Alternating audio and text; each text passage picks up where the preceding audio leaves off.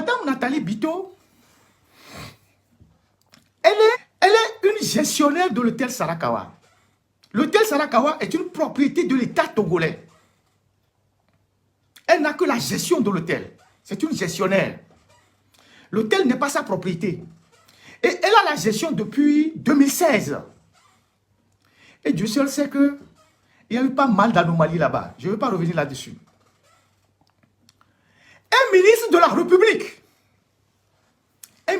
République, avec des partenaires, je ne sais pas qui ils sont, des blancs, c'est des blancs, on ne sait pas si c'est des investisseurs.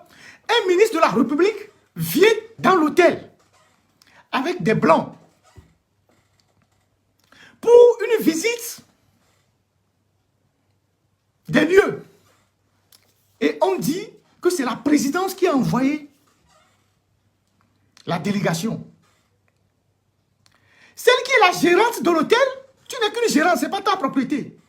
Non seulement tu refuses de les recevoir, tu étais là, tu as fait semblant de ne pas être là, tu refuses de les recevoir, on t'appelle au téléphone, tu passes le téléphone à ton garde-corps pour leur dire que tu n'es pas libre, mais en plus, tu demandes au personnel de ne pas bien les recevoir. C'est un ministre de la République, c'est-à-dire une autorité investie d'un pouvoir du président de la République. On dit c'est le président, on dit c'est la présidence qui a envoyé les gens. Tu refuses de les recevoir. Et tu demandes au personnel de ne pas bien les accueillir. Et plus grave, tu dis, si c'est vraiment la présidence qui les envoie, qui retourne te ramener la lettre de la présidence qui les envoie. Toi, tu n'es que une gérante d'un hôtel qui appartient à l'État. Tu es gestionnaire d'un hôtel qui appartient à l'État. Un ministre de la République vient avec des investisseurs. Tu dis que tu ne veux pas les recevoir, sous prétexte qu'il y a des gens qui viennent à l'hôtel dormir parfois avec le nom de la présidence et ils partent sans payer. Mais un ministre de la République n'est pas n'importe qui. Le ministre de la République n'est pas un homme lambda. Ce n'est pas un individu lambda qui vient à l'hôtel dormir au nom de la présidence. Un ministre de la République, c'est quelqu'un qui tire son autorité du président de la République. Donc, il vient dans l'hôtel et tu refuses de les recevoir. Donc, il y a eu un comportement irrévérencieux envers une autorité dépositaire de la force publique. Ça veut dire que c'est au président de la République que tu manques du respect. C'est bien fait pour Faure Gnassingbé lui-même, en parenthèse. Mais si elle a eu le culot, de traiter un ministre qui est venu avec une délégation comme ça, c'est parce qu'elle est sûre qu'elle parle directement avec le président et que rien ne va arriver. Si elle a eu le culot, la témérité, le toupet de traiter un ministre comme ça, c'est parce qu'elle a une relation qui est supérieure au ministre. C'est pour ça qu'elle a agi comme ça. Après, on envoie des gens pour venir prendre des relevés topographiques, vous les renvoyez. Mais l'hôtel n'est pas à vous, madame. C'est un hôtel de la République. Et on vous dit, c'est le président de la République ou bien c'est la présidence qui envoie une délégation. Vous recevez d'abord la délégation et s'il y a d'autres choses à faire après, vous pouvez contacter la présidence pour dire, bon, on a reçu le ministre, on a fait ci, on a fait ça, je n'ai pas compris, mais bon, je les ai reçus quand même. Vous dites non, qu'ils ne doivent pas visiter l'hôtel et qu'ils n'ont qu'à retourner à la présidence, vous ramener un document qui prouve que c'est la présidence qui les a envoyés. Et pourtant, c'est un ministre qui accompagne une délégation. Vous ne savez pas qui est la délégation. Vous ne savez pas si c'est des investisseurs, c'est des gens importants, c'est des gens qui sont venus. Et donc, devant la délégation, vous versez le Togo comme ça par terre.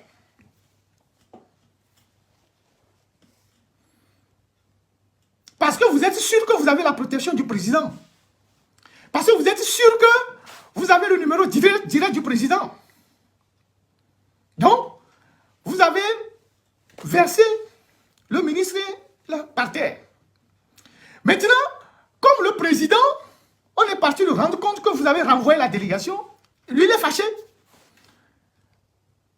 C'est ce que je dis. Ça dit, lui il est fâché. Parce qu'il n'est pas fâché pour le traitement que vous avez réservé au ministre. Hein. Je ne le pense pas. Il il n'est pas fâché par rapport au traitement qu'on a réservé au ministre. Ça aurait été le ministre seul que vous ne serez pas limogé dans les heures qui suivent. C'est parce qu'il y avait une délégation étrangère qui était avec le ministre, qui s'est dit, mais c'est comme ça que vous vous comportez au Togo?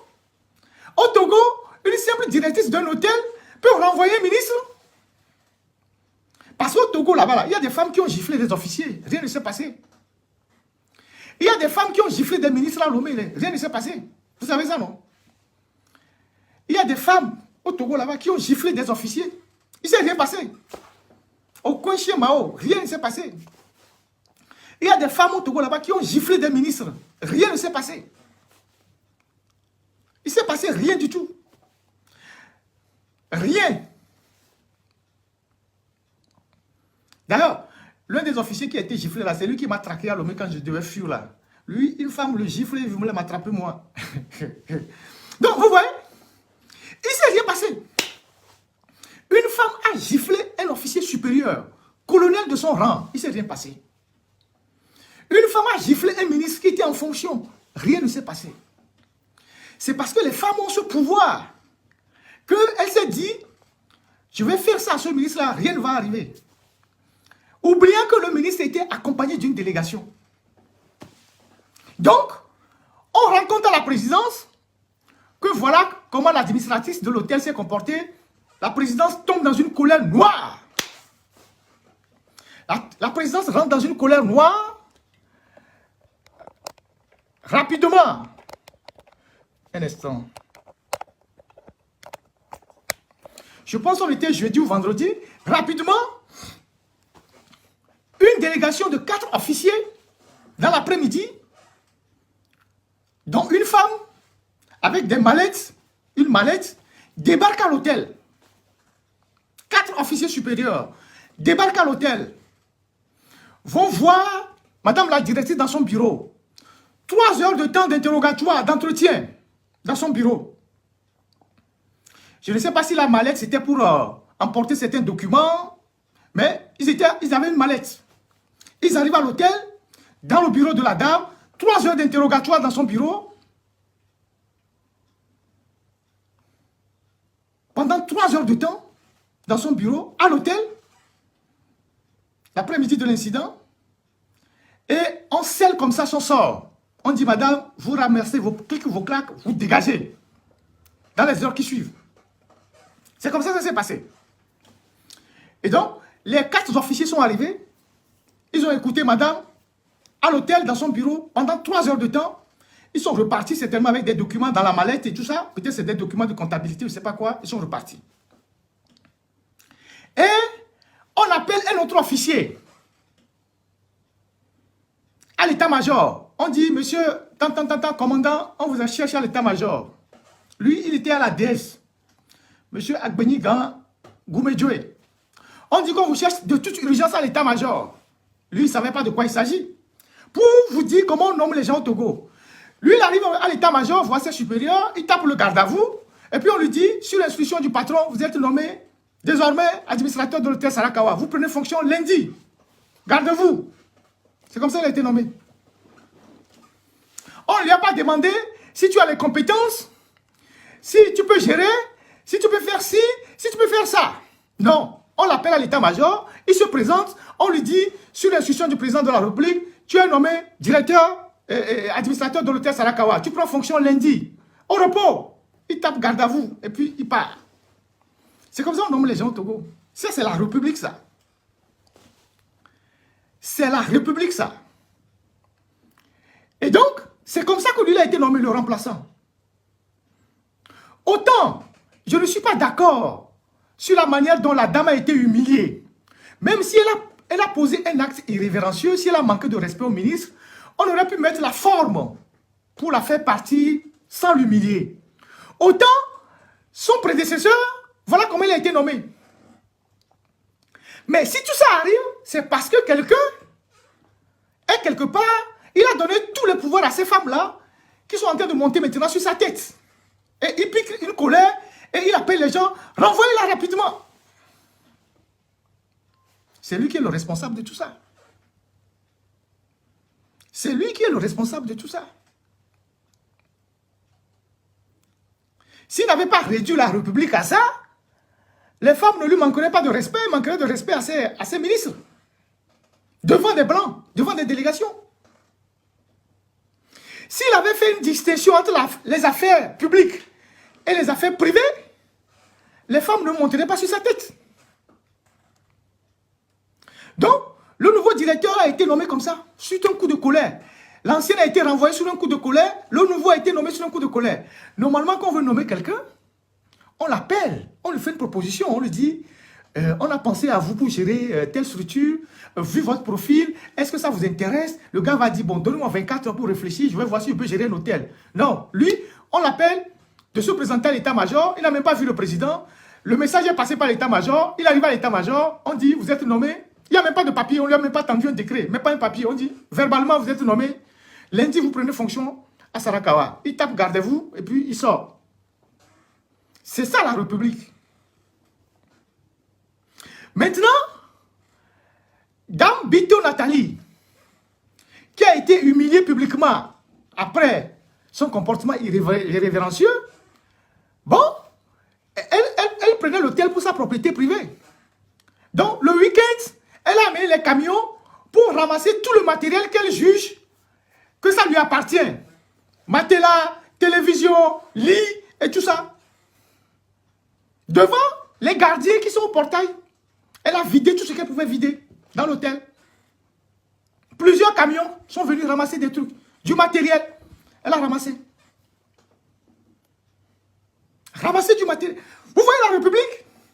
Elle est venue avec des camions de bagages. Elle a ramassé tout ce qu'elle estime que ça lui appartient. Elle a ramassé tout ça dans l'hôtel. Elle a emporté tout. Vendredi soir, samedi, dimanche, ils ont ramassé les choses.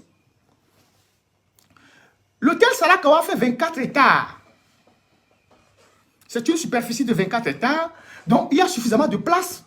Le groupe Accor pensait créer une académie. Elle avait même mis une fondation. Elle voulait faire une académie pour former les cuisiniers et puis avoir des logements. Mais, quand Madame Bito était là, elle a créé un endroit où elle élevait de la volaille derrière le restaurant Sika Sika. Elle a mis une petite ferme de volailles là-bas. Elle a élevé les dindons, les pintades, les canards, les poules et tout ça. Elle a fait des enclos et elle élevait ça dans l'hôtel. À l'intérieur de l'hôtel. Elle élevait les poules, les canards, les dindons, tout ça à l'intérieur de l'hôtel. Elle a fait des enclos un peu partout. Et au vidéo, il y a à Doku, tout ça à l'hôtel. La nuit, entre samedi et dimanche, elle a cassé tous les enclos là. Elle a emporté toute la volaille. Elle a emporté la volaille. Elle est partie avec tout ça. Elle a ramassé tout. Elle a ramassé tout. Donc, quand le prédécesseur, le successeur arrive, il fait passation le dimanche et le lundi, il fait une visite des lieux, il voit qu'on a cassé des enclos, on a cassé des trucs. Il dit, mais qui a cassé tout ça? C'était quoi ici? On dit, oh, que c'est madame la directrice qui élevait ici les canards, les poules, les dindons, tout ça. Donc, elle a ramassé tout ça, elle est partie avec. C'est la République, ça. Togo, c'est la République, ça. Elle élevait à l'hôtel les poules, les canards, les dindons, les pintades. Et quand on l'a limogé, elle a ramassé tout ce qu'elle pouvait ramasser à l'hôtel. Elle n'a pas oublié ses poules, ses canards, ses pintades, tout. Parce que c'est des gens qui ont des fermes. Pendant la longue période d'administration de l'hôtel, ce sont leurs propres fermes qui livraient les poulets, qui livraient les canards, qui livraient les pintades. Il y a des conflits d'intérêts. Avant de partir, comme elle a été surprise par le limogeage, elle avait engagé des gens, dont des cousins, des gens de proches de lui, de son mari et tout ça, de son compagnon. Rapidement, elle a pris des actes pour affecter des gens à des postes juteux, augmenter les salaires de certains, au moins une quarantaine de personnes. Elle a changé leur situation par un arrêté avant de partir. Dès la prise de fonction du nouveau, lui, il a annulé tout ça. C'est ça la République. C'est ça la République. C'est ça. Comment est-ce que un hôtel de cette de cette classe, on va venir créer un petit endroit où on élève les poules, les canards et les pintades dans un hôtel.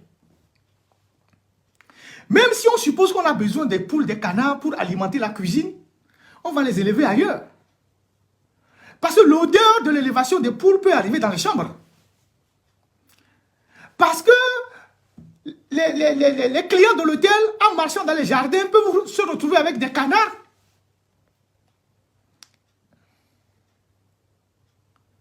Et ce n'est même pas l'hôtel qui les élève. C'est elle qui a élevé ça. La preuve, quand on l'a limogé, elle est partie avec. En Gambie, j'étais dans un hôtel en Gambie. En Gambie, j'étais dans un hôtel. On avait beaucoup de singes. Parce qu'il y a une forêt à côté de l'hôtel. Donc, les singes faisaient des tours dans l'hôtel, tapotaient le dos des gens et prenaient des bananes. Ça, c'est à des fins touristiques. Il y avait une forêt à côté de l'hôtel où il y a des singes. Ici, vous élevez des canards, des pintades. Vous connaissez le bruit de la pintade? Quand la pintade fait du bruit. Vous connaissez le bruit de la pintade? Ça veut dire que même les clients, dans leur chambre, peuvent écouter le bruit de la pintade. Et vous élevez ça à l'hôtel. Parce que justement, quand on vous a donné l'administration de cet hôtel, vous avez cru que c'est votre propriété privée. Donc vous avez fait ce que vous voulez. Au point de renvoyer un ministre, de manquer de respect à un ministre. Je ne suis pas d'accord sur la manière dont ils vous ont humilié, mais c'est votre méthode dans RPT Unir. C'est-à-dire vous n'avez pas de finesse. Il n'y a pas, dans le RPT Unir, il n'y a pas de finesse. C'est des méthodes de brutes. Voilà, c'est la force brute. Tu fais quelque chose, on t'expose publiquement. On aurait pu tranquillement te demander une lettre d'explication. La présidence aurait pu te demander une lettre d'explication. Pourquoi vous avez fait ça avec ce ministre? Et après, vous demandez de partir tranquillement. Mais comme vous utilisez la méthode brute, quand vous n'avez pas la finesse, quand vous ne savez pas faire les choses avec finesse, dès que le chef s'est fâché en haut, il a dit « Dégagez !» C'est fini. Dans les 24 heures qui suivent, vous avez été écouté, on a nommé un successeur. Voilà ce qui s'est passé à l'hôtel Sarakawa la semaine passée. Voilà ce qui s'est passé. Après, je ne vais pas rentrer dans les articles qu'on a écrits pour louer, qu'elle a fait un travail, son bilan ici. Mais si on veut rentrer dans ça, il y a pas mal de magouilles qu'on va sortir. Elle a fait la CCIT. On a vu tous les dégâts qu'elle a fait là-bas. L'équipe qui est arrivée, il y a les dégâts. C'est les gens, on a demandé aux gens de ne pas sortir tous ces dégâts-là. La place qui est la place de la foire, qui est une place qu'on a attribuée à la Chambre du commerce, elle a loué ça à une structure qu'elle a créée, que quelqu'un pilote dans une structure écran pour 10 ans. Et après, on reloue la structure à la Chambre du commerce. On reloue l'espace à la Chambre du commerce quand la Chambre du commerce veut faire la quinzaine commerciale. C'est en face du ministère des Affaires étrangères. La société qui gère l'espace là-bas, c'est une société que Mme Nathalie Bito a créée, elle a donné à quelqu'un. Alors que l'espace là appartient déjà à la Chambre du commerce. Pendant qu'elle était à la CCIT, elle a loué ça. Elle a baillé ça à quelqu'un pour 10 ans. C'est à elle-même quoi, à 10 ans. Donc il y a un écran devant. Et elle reloue ça à la même Chambre du commerce. Il y a plein de choses.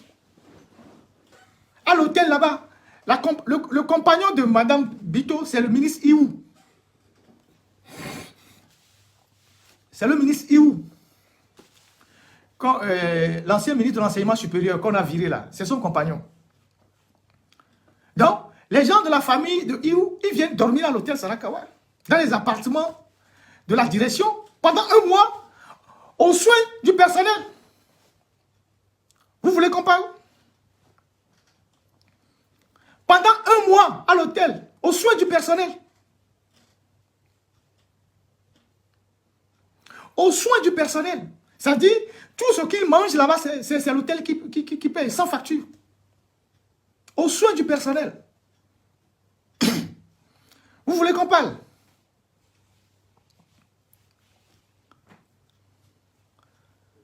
Vous voulez qu'on rentre dans les détails de la gestion?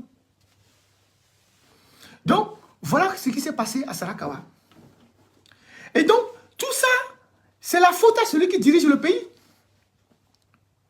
On a vu comment Fonia Singbe a limogé Madame Nyakade, qui est sa femme.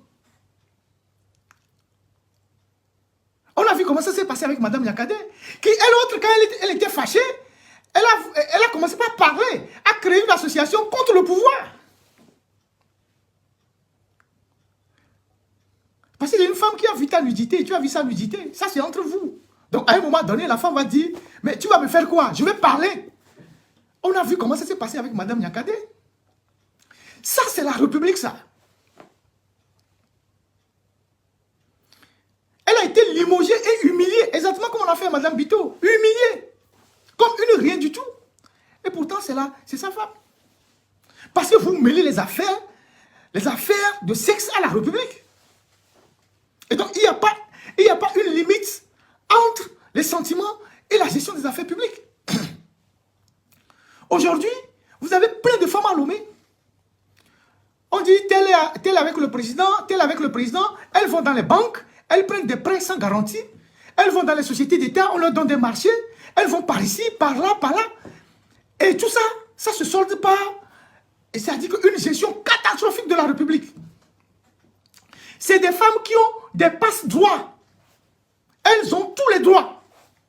Dès qu'on dit que c'est une femme qui va à la présidence, elle va dans une banque, on lui donne un prêt. Elle va dans une société d'État, on lui donne un marché. Elle est prioritaire. Qu'elle exécute le marché ou pas, on s'en fout. La société peut tomber en faillite. C'est ça la République au Togo aujourd'hui. Et ces femmes-là, c'est par elles. Si vous voulez voir le président aujourd'hui, c'est par elles que vous passez. Parce que chaque femme a un clan. Toutes les femmes ont un clan. Chaque femme a son réseau. Tu ne peux pas être dans le réseau X et en même temps dans le réseau Y. Chacun a son réseau.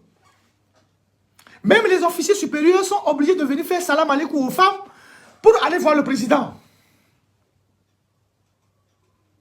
Chaque femme a son réseau. Et parfois, c'est des réseaux communautaristes. Et parfois, c'est des réseaux communautaristes. C'est ça la République. On a vu Tchegan. Vous avez vu Tchegan? Est-ce que vous voyez Tchegan, elle est dans sa peau? Est-ce que vous la sentez dans sa peau? Elle est très, très, très amère. Même quand vous la voyez en image. Elle est très amère. C'est elle qu'on a utilisée pour modifier la Constitution. C'est elle qui faisait le zèle pour chambouler la Constitution. Elle a fait tout ça. Parce que c'est dans l'intérêt de leur mari. Si je peux parler ainsi. Ou de leur compagnon. Quand elle a fini, elle croyait qu'on allait la reconduire comme président de l'Assemblée nationale. On l'a mis de côté. À chaque fois que vous voyez une photo officielle, regardez le visage de Tchegan. Nous, des journalistes qui avions étudié la sémiologie, on s'est décrypté les images. À chaque fois que vous voyez une photo officielle, regardez le visage de Tchegan. Elle est très amère. Elle a perdu même sur 2 tableaux. Vous comprenez ce que je veux dire? C'est ça la République. Donc, les femmes qui manquent de respect aux ministres, des femmes qui giflent les officiers, les femmes qui embêtent les ministres devant des délégations, des femmes qui font ci, qui font ça, parce qu'elles ont une entrée chez le président de la République. Elles peuvent se permettre tout dans la République. Elles vont prendre des marchés dans les entreprises. Elles ont créé des entreprises, elles ont pris leurs petits frères, elles ont créé des entreprises. Ils prennent des marchés sans aucune traçabilité, sans appel d'offres, juste par un coup de téléphone.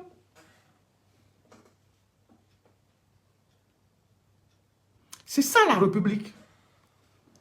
Je ne sais pas s'il faut encore l'appeler la République.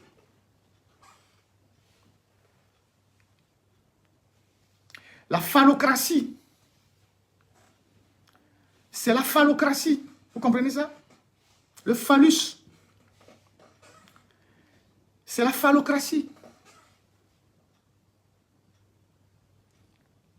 Le phallus, le pouvoir du phallus. C'est ça le Togo. Ce sont des choses qui se passent devant vous. Tout le monde voit ça. Tous les Togolais savent. Chacun voit ça. Mais personne ne dit rien. Jusqu'à ce qu'on est arrivé à l'incident de Sarakawa. Nathalie Bito qui gère l'hôtel Sarakawa, elle est qui pour manquer de respect au ministre Sani Yaya? Une fois que c'est le ministre qui s'est pointé, elle doit se plier. Après, elle peut rendre compte. Mais si elle arrive à manquer du respect au ministre et la délégation qui suit le ministre, c'est parce qu'elle fréquente quelqu'un qui est au-dessus du ministre. Vous pensez que Madame Sina Lawson, là, elle va faire les comptes rendus à Madame Tomega, qui est son supérieur hiérarchique, Premier ministre? En plus, elles sont des cousines. Vous pensez que Sina Lawson va rendre compte à la Premier ministre? Vous pensez ça? Vous pensez que Madame Yakade, quand elle était au gouvernement, elle a laissé Tomega pour lui rendre compte?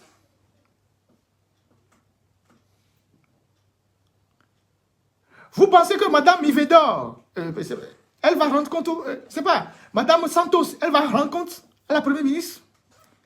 Milia Ziablé, là, la petite là, vous pensez qu'elle va rendre compte au ministre, au Premier ministre? Un gouvernement comme ça, vous attendez quel résultat de ce gouvernement? Ce n'est même pas un gouvernement, c'est une équipe de copains, de coquins. Vous pensez que Bawara va rendre compte contre la Premier ministre? Vous pensez que Monsieur le ministre des Affaires étrangères, Doucet, va rendre compte à la Premier ministre? Vous pensez?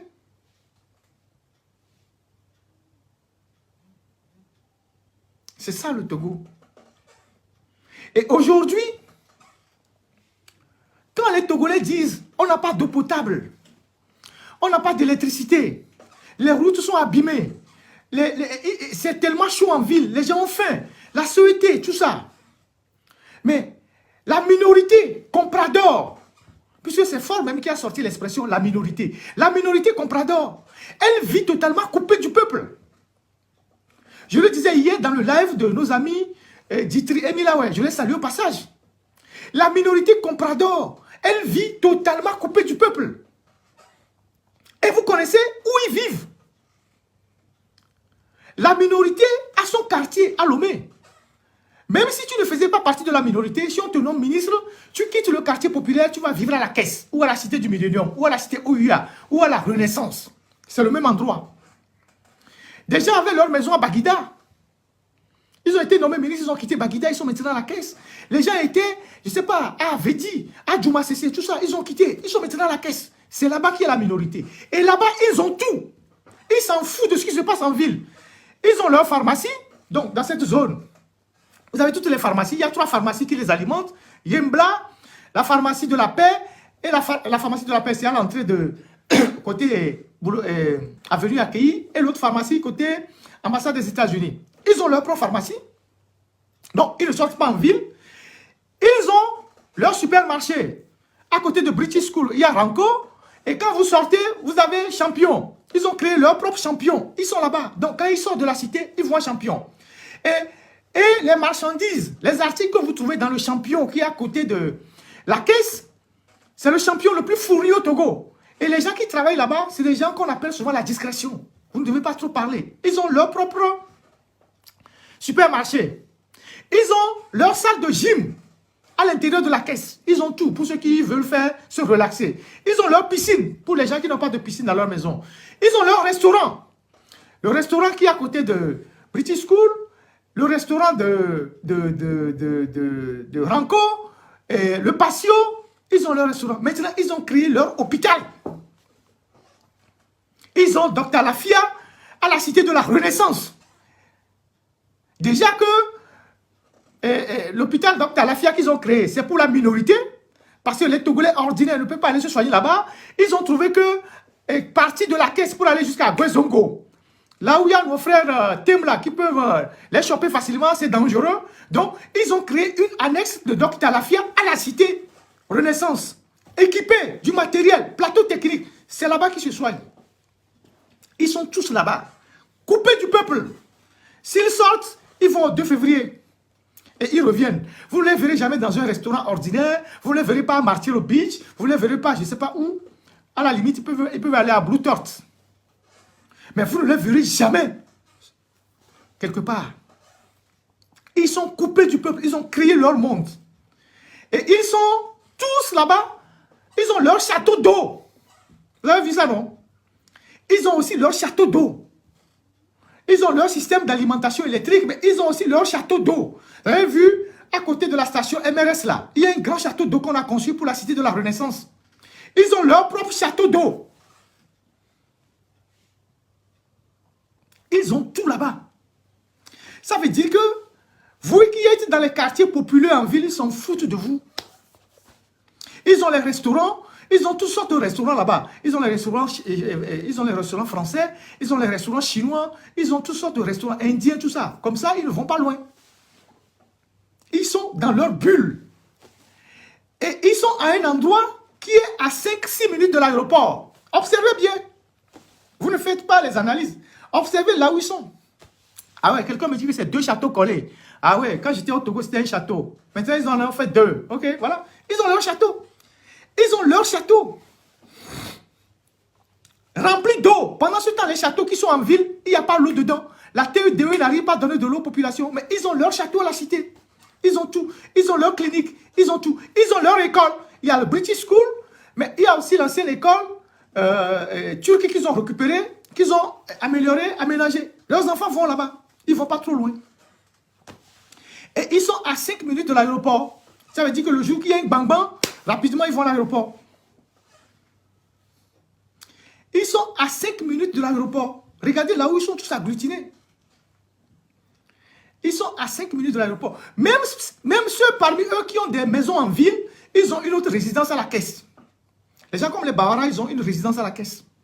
Ils ont d'autres résidences à la caisse. Ils sont à 5 minutes de l'aéroport. S'il y a bang-bang, en 5 minutes, on roule à tombeau ouvert, on prend le premier avion. Non, non, ils n'ont pas de cimetière là-bas. Ils n'ont pas prévu le cimetière. Ils n'ont pas prévu le cimetière. Donc, ils sont à 5 minutes de l'aéroport. Tout ça, vous ne les observez pas, ça ne vous dit pas grand-chose. C'est des gens qui sont dans une bulle. Ils sont coupés du peuple. Vous mourrez dans les quartiers, ils s'en foutent. Il y a des routes, ils s'en foutent. Il y a de l'électricité, ils s'en foutent. Il y a la poussière, ils s'en foutent. Ils sont dans leur monde. C'est ça. Ça, c'est la République. Donc, voilà le premier sujet que j'ai... Le premier sujet un peu lourd que j'ai voulu aborder. Donc, j'ai fini avec cette histoire de Sarah Kawai, cette dérivée avec les conflits d'intérêts qu'il y a au sommet de la République. Voilà ce qui se passe. Et tout ça, si aujourd'hui, il y a des femmes qui manquent de respect de façon flagrante à ce que vous appelez là-bas autorité, parce que c'est comme ça qu'on appelle le sommet de l'État autorité, c'est lui-même qui a permis tout ça. C'est lui-même. C'est lui-même. C'est lui-même qui a ouvert la porte à tout ça. C'est lui-même. C'est lui-même qui a permis tout ça. C'est lui-même qui a permis tout ça. Hein? Voilà. Voilà ce que j'ai à dire sur cette question. Et je vais aborder le second sujet de ce live, qui est le sujet de la PIA. La PIA, c'est la plateforme industrielle d'Adéti-Copé. Vous savez, depuis quelques années, nos tympans, on nous rabâche beaucoup de choses, que la PIA va faire ci, la PIA va faire ça, ici, il y a ci, il y a ça. Mais derrière toute cette propagande-là, tout ce qu'on entend, l'arrière-cour n'est pas vraiment, c'est pas vraiment rose. Il se passe beaucoup de choses à la PIA. J'en avais déjà parlé dans des lives passés. Il y a beaucoup de dégâts qui se passent à la PIA, beaucoup de gens qui partent, des trucs qui ne marchent pas, des grincements de dents et tout ça. Vous vous rappelez que on nous a montré des images à la télévision, un peu partout, que le Togo produit des polos, des t-shirts qu'on va vendre aux États-Unis. Que le Togo fabrique des polos, des débardeurs, des protège-slips, tout un tas de choses qu'on va vendre aux États-Unis. On nous a montré des trucs bizarres qu'on va vendre, pendant que nous-mêmes, on n'arrive pas à porter les polos au Togo. On va à Idranawe pour acheter la friperie. Nous, on produit les polos, on va vendre aux États-Unis. Je ne sais pas quel Américain attend à acheter un polo qui vient du Togo. En tout cas, normalement, si on produit au Togo, c'est les Togolais qu'on doit habiller. Mais les Togolais continuent d'aller à Idranawe, chez les Ibo, pour acheter Europe au revoir, États-Unis au revoir, tout ça. Anyway, donc, sur cette plateforme industrielle d'Adetikopé, il y a de cela 3 ans, on a mis en place une unité textile. Une unité textile qu'on a tant vantée, et on nous a dit que cette unité textile va produire les tricots à base du coton togolais. Que le coton togolais qui est tombé dans l'escarcelle de Olam va servir à fabriquer des fibres pour produire les habits au Togo. Sauf que rien n'a été fait dans ce sens. Donc l'entreprise qui a été installée par le projet avec Aris a commencé, quand elle s'est installée, elle a formé des Togolais pendant 6 mois. Elle a formé une main-d'œuvre locale. Donc les gens qui doivent travailler sur les machines et tout. Donc ils ont formé une main-d'œuvre locale. Plusieurs personnes pendant 6 mois, environ 2000 personnes ou 1500 personnes pendant 6 mois. Et une fois que la masse ouvrière a été formée, ils ont démarré leurs activités. Les installations sont là, ils ont démarré leurs activités. Les compatriotes qui travaillaient là-bas travaillaient 8 heures par jour. 8 heures par jour. Travaillaient 8 heures par jour. Le travail dans une industrie textile est difficile. C'est comme les gens qui sont à la zone franche. Vous êtes soit assis, vous êtes soit debout, c'est difficile. Ils travaillaient 8 heures par jour, y compris les samedis. 8 heures par jour. Et ils avaient un contrat de 3 mois renouvelable. C'est seulement 3 mois. 3 mois, 3 mois, 3 mois. 3 mois renouvelables. Ils n'ont pas de sécurité sociale. Ils n'ont pas de syndicat. Ils n'ont pas d'assurance. Ils n'ont pas de retraite. Ils n'ont rien. Pour un salaire de misère de 60 000 francs par mois. Ils étaient payés 60 000 francs. Et ils travaillaient 8 heures par jour jusqu'à samedi. Ils n'ont rien. Ils n'ont rien. Ils n'ont pas de syndicat. Ils étaient plus d'1 millier, je pense même plus de 1500, qui travaillaient dans cette histoire-là. Et comme au Togo, ça commence bien, ça finit toujours mal. Les problèmes ont commencé par arriver. Les Sri Lankais qui étaient à la tête de cette usine-là, c'est des Sri Lankais, bon, on disait c'est les Indiens, bon, c'est le même monde, Inde, Pakistan, Bangladesh, Sri Lanka, c'est le sous-continent indien, donc c'est les gens qui ont les mêmes profils et tout ça. Donc c'est des Sri Lankais. Donc les problèmes ont commencé avec les Sri Lankais, ce sont les mêmes groupes qui sont au Bénin. C'est Aris aussi qui a installé tout ça au Bénin. Donc il y a des problèmes qui ont commencé, retard. Donc, ils n'utilisaient pas le coton togolais, donc c'était du mensonge. Donc, ils n'utilisaient pas le coton togolais. Ils faisaient venir la matière première du Sri Lanka et de l'Inde. Quand la matière première arrive, les formalités douanières au port autonome de Lomé prennent énormément du temps, donc ça ralentissait les activités dans l'usine. Donc, les promoteurs ont commencé par grincer les dents. Après, quand ils fabriquent les polos, pour qu'on puisse faire partie les polos, il y a aussi des problèmes au port. Des problèmes je sais pas, en tout cas, des problèmes de logistique, un retard dans le départ des marchandises et tout ça. Et il y avait le problème de la douane. Il y avait aussi la douane qui les embêtait. Alors, ils se sont levés un matin, ils ont eu un gros contrat au Bénin pour produire, je sais pas, des tricots pour la Coupe du Monde. Pas les maillots, hein, mais des tricots pour la Coupe du Monde. Donc, ils ont eu un gros contrat au Bénin. Et puis un matin, ils se sont levés. Ils ont renvoyé tous les ouvriers et ils sont partis au Bénin. Ils ont fermé l'usine. Donc, depuis avril 2014, bientôt 1 an, les ouvriers sur la plateforme de l'usine textile d'Adetikopé sont à la maison. Depuis 1 an, bientôt, depuis avril 2023, non, 2024, excusez-moi, 2024, ils sont à la maison. Depuis avril 2024, ils sont à la maison. Donc, ils n'ont pas de chômage. Ils sont licenciés comme ça, ils sont à la maison. Ils sont à la maison. L'usine est là, c'est fermé sur le site, c'est poussiéreux. Les machines sont envahies par la poussière. Et récemment, ils décident de céder l'usine à un autre opérateur qui vient, qui achète l'usine.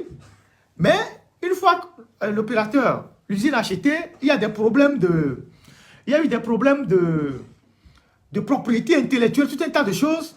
Le gars aussi annule l'achat et puis repart. Donc, l'usine est là, abandonnée, sur la plateforme d'Adeti-Copé. Maintenant, quand vous voyez sur ma page, j'ai publié une autre usine qu'ils ont fait venir. Ils ont fait venir un autre partenaire qui vient créer une autre usine sur la même plateforme à côté de l'ancienne usine. C'est-à-dire l'ancienne usine est abandonnée. Ils ont créé une nouvelle usine. Et ils disent que l'usine là va investir combien de milliards? Vous allez voir ça sur ma page. Et va employer 4000 et quelques Togolais horizon 2030. Maintenant, la nouvelle usine qui s'installe, l'ancienne est toujours abandonnée. Hein. Bientôt, ils vont vendre le matériel à Gakpo-Blé. Donc, ils ont fait venir un nouveau opérateur économique qui a installé une nouvelle usine et qui veut récupérer les anciens ouvriers des Sri Lankais. Puisque c'est la main d'œuvre qui est formée, qui est sur place. Ils veulent les recruter. Donc, ils ont pris contact avec ces ouvriers directement. Ils ne sont pas passés par la MPE, ils ont pris contact avec les ouvriers. On a appelé les ouvriers. Les ouvriers sont venus. Les gens ont mis leur CV et tout ça. Ils ont pris les CV. Et ils se sont entretenus individuellement avec les ouvriers. Ils demandaient leurs prétentions salariales. Comme les gars gagnaient 60 000 francs dans la première usine, ils gagnaient 60 000 francs dans la première usine, ils se sont dit, comme les nouveaux là sont arrivés, et comme le travail est dur, on va mettre 100 000 francs. Peut-être qu'ils vont nous ramener ça à 80 000. Donc, les gars se sont entendus quand ils sont allés à l'entretien d'embauche. Ils ont dit, leur prétention salariale, c'est 100 000 francs CFA. Ils ont dit, c'est 100 000 francs CFA. Leur prétention salariale, c'est 100 000 francs CFA. Espérant que, à la fin, les gars vont les payer 80 000. Du moins, 20 000 francs plus que ce qu'ils gagnaient avant. Parce que parmi ces ouvriers, beaucoup sont venus de l'intérieur. Les gens sont à Adeti-Copé, ils ont loué des chambres qui coûtent cher. Les gens ont des difficultés à s'en sortir. 60 000 francs à Lomé, c'est pratiquement rien du tout. Donc, ils ont été écoutés. Et les gars ont dit, on va vous revenir. Donc, quelques jours plus tard, on les rappelle. Et on leur dit qu'on ne peut pas leur payer 100 000 francs. Mais on va leur payer juste le SMIC. C'est quand 2500. Qui vont leur payer 52 500. Les gars disent, ah, 52 500. Les gars disent non, ils ne sont pas d'accord, on ne peut pas leur payer 52 500. Eux, ils gagnaient 60 000 francs avant, avec l'autre usine. Et selon les témoignages que j'ai recueillis auprès de plusieurs ouvriers, ils disent non, que c'est leurs propres autorités, c'est-à-dire les autorités togolaises, c'est ce que le promoteur leur dit, que c'est les autorités togolaises qui leur demandent de leur payer le SMIC pour commencer. Que c'est les autorités même qui ont demandé de leur payer le SMIC pour commencer. Donc eux, ils ne peuvent le payer que le SMIC. C'est à prendre ou à laisser. Et les gars disent, mais nous, on ne peut pas accepter. Nous, on refuse le SMIC. On refuse le SMIC. Nous ne sommes pas prêts à être payés à 52 500. Si c'est pour ça, nous, on ne va pas travailler. Mais le nouveau promoteur a besoin d'eux, parce que c'est la seule mec qualifiée qui existe. Les autres ont déjà formé, c'est eux qui sont là. Ils sont là, donc il a besoin d'eux. Donc, qu'est-ce qu'ils font? Ça, c'est la première, ça, c'est un contact direct qu'ils ont eu avec les ouvriers. Et comme le contact direct avec les ouvriers n'a pas marché, ils vont saisir la NPE. La NPE, entre autres missions au Togo, c'est de recruter des gens pour les sociétés. Donc, ils vont passer par la NPE. Donc, les jeunes étaient là, et puis on les appelle à la NPE. Ils vont à la NPE, au lieu que la NPE dise aux promoteurs que vous ne pouvez pas payer 52 500 aux Togolais, il faut quand même revoir vos salaires à la hausse. Les jeunes sont étonnés, une fois à la NPE, de voir que le promoteur était avec les gens de la NPE et on leur demande d'accepter les 52 500. D'accepter. Avec la pression, d'accepter les 52 500. Et les gars disent non, non, on ne va pas accepter. On ne va pas accepter les 52 500. Et ils disent, ah bon? Mais si vous ne voulez pas accepter, bon, on va aller chercher d'autres ouvriers. À l'heure où je vous parle, ils veulent laisser tomber cette main qualifiée qui est de 1500 personnes, environ 1500 personnes qui ont été formées pendant 6 mois. Ils veulent les laisser tomber pour aller chercher d'autres Togolais, les former pour qu'ils viennent gagner les 52 500. Ça se passe dans notre pays. On a un ministère du Travail, Gilbert Bahara, qui est là. On a un ministre du Travail qui doit veiller au bien-être des Togolais. On a un gouvernement qui doit veiller au bien-être des Togolais. On a des autorités qui doivent veiller au bien-être des Togolais. Alors, je vous parle, ils disent, si les jeunes là, les anciens ouvriers là, refusent les 52 500, eux-mêmes, ils vont aller recruter d'autres personnes, ils vont les former pour venir travailler dans l'usine. C'est ce qui se passe au Togo. Donc, ce dossier, j'ai voulu le partager avec vous. Vous allez voir que j'ai publié les photos sur ma page.